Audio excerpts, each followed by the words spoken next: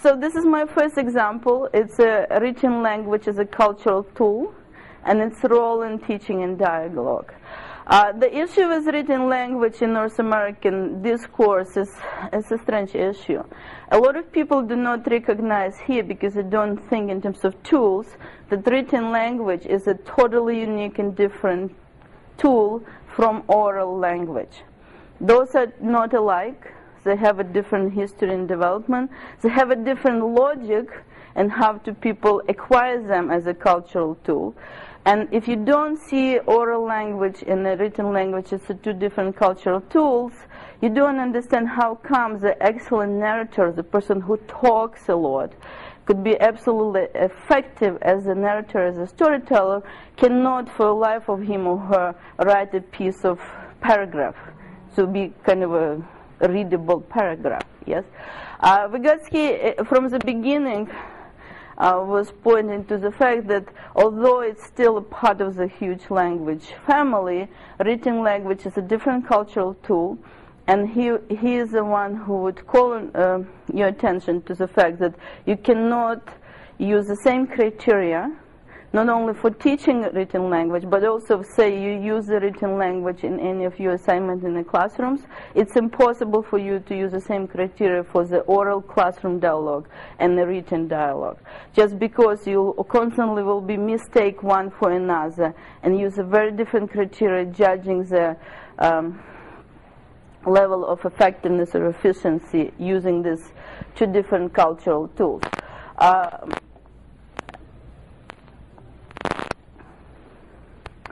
And the reason because written language and oral language is so different, Vygotsky introduced us very, very interesting concept. It's called inner speech. So Vygotsky says the written language and the oral speech stand in a different relationship to your inner speech. Inner speech is a concept which Vygotsky brought to us, and that's the speech when you now thinking about my lecture, you're talking to yourself. Fortunately, I do not hear that.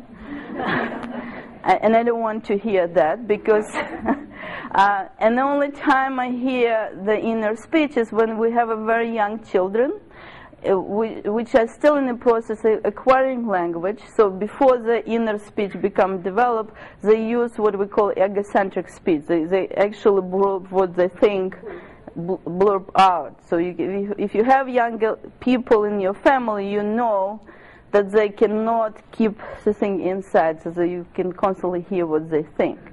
By the time they become teenagers, unfortunately, for those of you who do have those, you have no access to their inner speech, and they don't want to talk to you at all. Yes, so that's a process which Vygotsky pointed to us, a process of acquisition of a language as a cultural tool. First, as everything in Vygotsky theory, language exists outside as a social cultural tool, and then gradually you acquire it as an individual human being. And then an interesting thing happening if you have elder in your house too. At some point of your life, all our life, we were that lucky to be elderly, inner speech is jumping out again and become visible again. If you think your grandmother just reprimanding you for not wearing the proper clothes, it's not, she doesn't think you hear what she's saying. It's her inner speech jumping out. It's a very interesting concept, by the way. Vygotsky said that if you think about inner speech, it has a lot of interesting characteristics, because inner speech, it's a tool which we use for our thinking. So again, remember we talked about mediation. So we don't think immediately, we don't think without language, Vygotsky say. He thought language is the most powerful tool, and inner speech is that tool which we use for us to think with.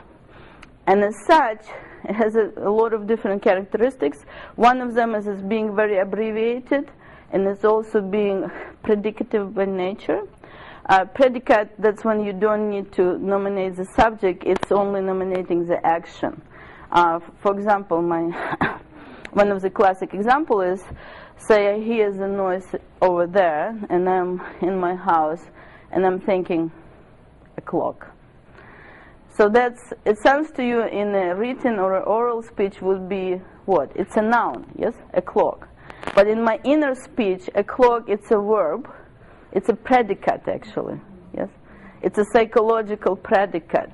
Because when I say a clock, and I don't need to say anything else, but for you I have to spell it out and explain that that's a clock, which I told my husband thousands of times, that it will fail if he doesn't, take a hammer and, put a nail in it.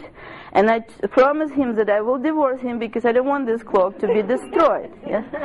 All these things, which in an oral or a written language is a long phrases with explanation, who, where, how, what, in my written language, one verb, clock. I could say fell, yes, but I say a clock because all the other things, the meaning and the sense of the whole situation all my life, and the fact that I'm about to divorce him because this clock is my grandmother's treasure clock, and it's the whole thing in my inner speech in instant one word. So you understand the example, yes? So from that it's clear, Vygotsky explained, that why it's so difficult to put a clock into the written form. Because if I'm to write if I'm required to write what just had happened in my house, I'll probably write, given Russian tradition, I'll probably write 600 pages about my unhappy life and marriage.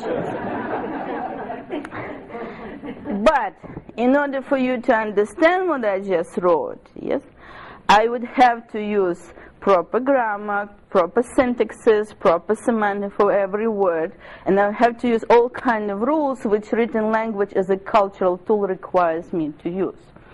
So if nobody will ever teach me about those other rules, which I cannot invent because that's a cultural tool.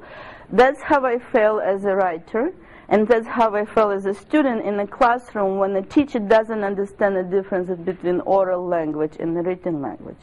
Because I may even have in my inner speech understanding of the situation, but it has to be unfolded in the proper ways in terms of written or oral speech. And if you understand why Vygotsky put so much, stress so much the need for us to understand them as a cultural tools, there is a lot of practical situations in the classrooms in which we actually meet the situation and people don't understand that those are different cultural tools, and they will do things like, for example, it was probably not in news anymore, but 10 years ago, big scandal in California when the students submitted the written essay in a texting message. That was at the beginning of the texting. You know texting? Some of you young enough to even do that. I can't. It's an impossible proposition. However, the texting does not conform any rules as a cultural tool of reading language. But for our young people who don't know the rules of proper English written language anymore, losing it as a cultural tool, not all of them, I don't generalize, they think the fact that you actually put something on a paper makes you a writer. So texting would do as well as anything else. However, if you understand that behind the written language is also a concept of thinking and inner speech, you then think about yourself. Not only is the texting is abbreviated in predicative, yes, let's meet and hook up over there at the VCC at that time, yes, without any other wonderful stuff from written language. A texting is more like an oral speech rather than written language. It follows all the rules and all the cultural sort of tool characteristic of the oral speech. The fact that it's in writing, it's irrelevant. From the point of view, how do you extract meaning out of it? That was my idea for Vygotsky. It's an oral speech, except texting.